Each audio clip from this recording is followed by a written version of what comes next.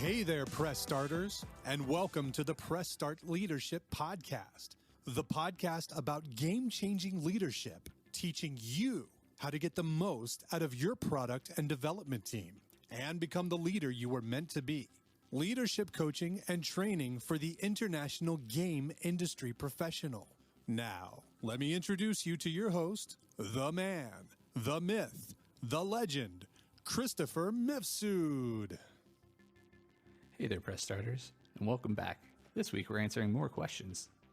Hey, Press Start Leadership, what do I do after I lose my job? That's an excellent question, and not an easy one, but I've got 8 tips for what to do after you lose your job from my own personal experience. All right, so you've lost your job. Now what? Losing your job can feel like the end of the world, but it doesn't have to. I have a list of steps you can take to help you gain a one-up after you've been let go. First up, number 1, don't panic. I know it's easier said than done, but take some advice from the Hitchhiker's Guide and don't panic.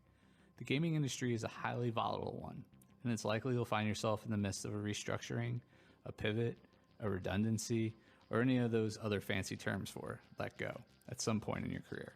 I did multiple times, and this is part of the game, so don't be too hard on yourself.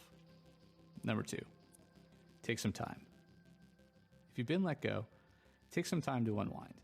Sleep in, catch movies, take walks, catch up on the things you haven't had time to do while you were busy working on project after project. Your job loss is a loss, so it's important for you to take the time to process and grieve it. Take a few days or weeks to rebuild your energy before diving into the job search. You're going to need the power up. Number 3, update your resume. Once you're ready to get back to work, the first order of business is updating your resume. The gaming industry is constantly changing, so it's important you're showing off all the new skills you gained at your last job. Not a resume wizard? No problem. You can hire someone to help you, or if you're short on cash, you can ask a friend for help. There are also plenty of free resources out there to take advantage of, like Resume Genius or Canva.com. 4, post it. I know that may sound obvious, but it's important. You didn't just do all that work on your resume so you could sit around and wait. Get it out there. There are many places out there you can post it, but make sure you hit LinkedIn Jobs. In my opinion, it's the best job search option out there if you want to work in the video game industry. It's entirely possible you'll have a recruiter reach out to you too. Number 5, tell your story. Let everyone know you're looking for a new job.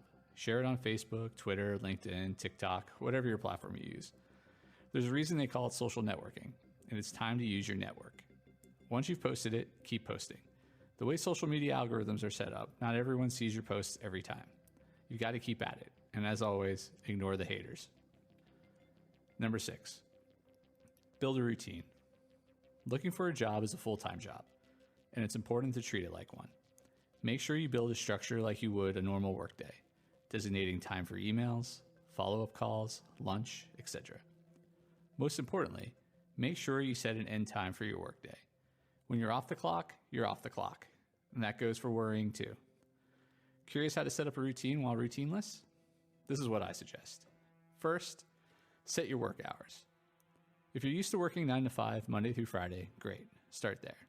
If not, make sure you establish set working hours and respect them. Set your alarm just like you would when you were employed and go home at the end of the day. Don't let your job search bleed into your weekend. Job hunting is stressful. You'll need this time to rest and recuperate. Next, designate times for emails. Set aside an hour a few times per day to send out and respond to emails. And close your email client in between. Keeping it open can be distracting, especially when you're waiting not so patiently for some good news to hit your inbox. Then, follow up after a few days. There are many different schools of thought on when to follow up, but I don't believe you need to wait a full week after sending out an email or resume. If you're polite and respectful, 2 to 3 days is just fine. The folks that do the hiring can be busy, and following up shows them you're eager and interested in their company. If you're not sure what to say, try to add a new piece of information about yourself and why you'd be a good fit for that job or company. Next, send out your resume daily. A job search is a search. It's unlikely you'll get hired after sending out one resume and crossing your fingers. I recommend looking high and low and sending out several resumes daily. Even the places that might feel like a long shot or like they're not quite what you want.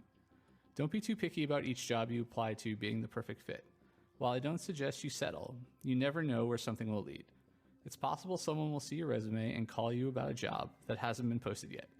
Plus, it always feels nice if someone responds even if you don't want the job. Finally, schedule breaks and take them. Like everything else on the list, I recommend you add breaks to your calendar.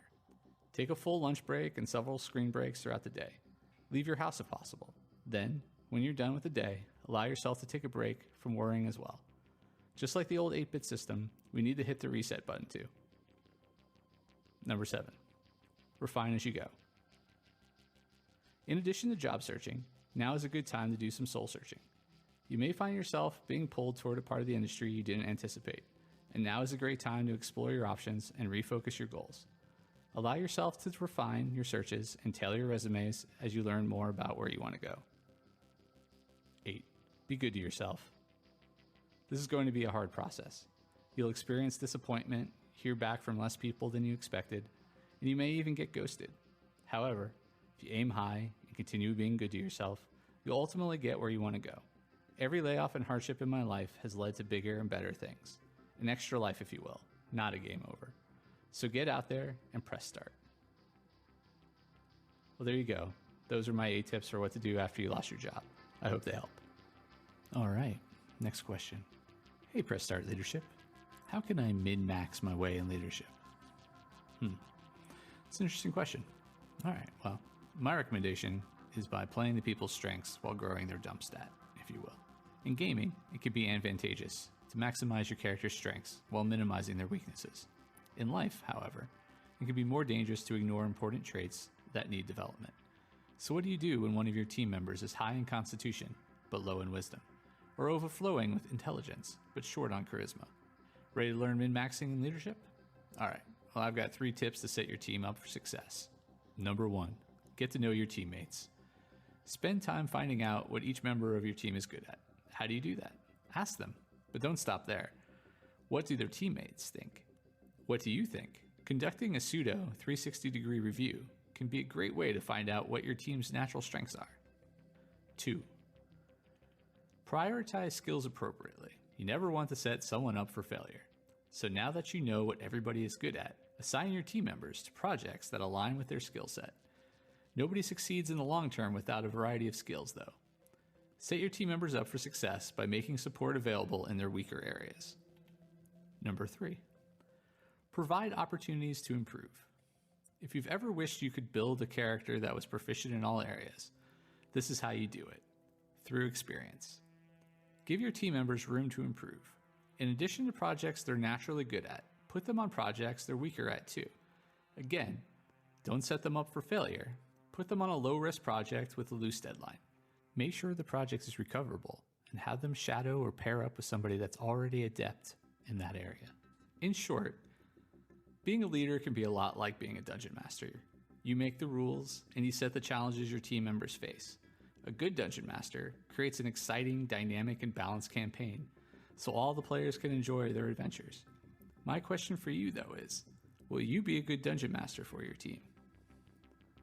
Well, there you go. There's 3 tips for min-maxing in leadership. All right, and that's this week's episode of Press Start Leadership Podcast. Thanks for joining us this week and being a press starter. Let me know what you think in the comments. And remember, stay awesome. If you haven't downloaded my free ebook, 5 Heroic Leadership Skills, click on the link in the description. Tune in next week for your next episode of Press Start Leadership Podcast. Thank you.